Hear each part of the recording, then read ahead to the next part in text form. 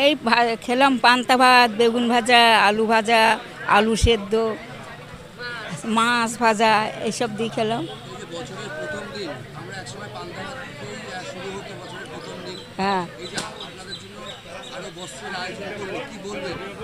বলবো প্রত্যেক বছর জন্য এরকম আনন্দ হয়। ধন্যবাদ। খেয়ে খুব আমরা খুশি হয়েছি, আনন্দ পেয়েছি। ওই পান্তা ভাতের সঙ্গে মাছ ভাজা, ওই বেগুন ভাজা, পেঁয়াজ, লঙ্কা, তারপরে মানে যা যা পান্তা ভাতের সাথে লাগে সবই দিয়েছে। খাইয়ে খুবই আনন্দ হয়েছি। হ্যাঁ, ভালো বলছি, ভালো হয়েছে।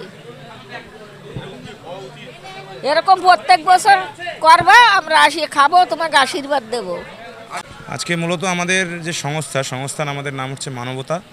এই সংস্থার পক্ষ থেকে আমরা মূলত বিভিন্ন রকম সমাজসেবামূলক যে কর্মসূচি করে থাকি। আমাদের এই সংস্থার পক্ষ থেকে আজকে আমাদের যে অনুষ্ঠানের আয়োজন করা হয়েছে, আজকে পয়লা বৈশাখে বাঙালির যে একটা চিরচরিত প্রথা রয়েছে, পান্তা ভাতের সঙ্গে ইলিশ মাছ, এই আনন্দটা আমরা সবার সঙ্গে ভাগ করে নেওয়ার জন্যই এলাকার আমাদের যারা দুস্থ মানুষ আছে, আমাদের মা বোনেরা আছে, প্রত্যেকের সাথে আমরা এই আমেজটা আজকে ভাগ করে নেওয়ার পান্তা ভাত এবং মাছ ভাজার মাধ্যমে আমরা খাওয়া দাওয়া করেছি সবাই একসাথে। এই আনন্দ আমরা ভাগ করে নেওয়ার এলাকায় মানুষের মধ্যে সমাজসেবার ব্রতে যাতে সবাই এভাবে এগিয়ে আসে, সেই জন্য আমরা এক বর্ণাঢ্য শোভাযাত্রার আমরা আয়োজন করেছি।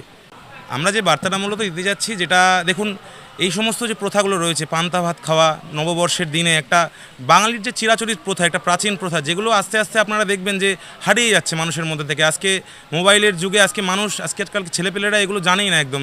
অনেকেই যে পান্তা ভাতের মাধ্যমে আমরা নববর্ষের সূচনা করতাম, আমাদের যারা ঠাকুরদা বাবারা আমরা দেখে বড় হয়েছি। সেই প্রথাটাই আমরা চাইছি যে আমাদের বাঙালির যে ঐতিহ্য, সেটা আরও আগামী দিনে আরও বজায় থাকুক। বাঙালির ঐতিহ্যকে আমরা আরও বিশ্বের দরবারে যাতে এগিয়ে নিয়ে যেতে পারি, সেই জন্য আমাদের এই ক্ষুদ্র প্রচেষ্টা।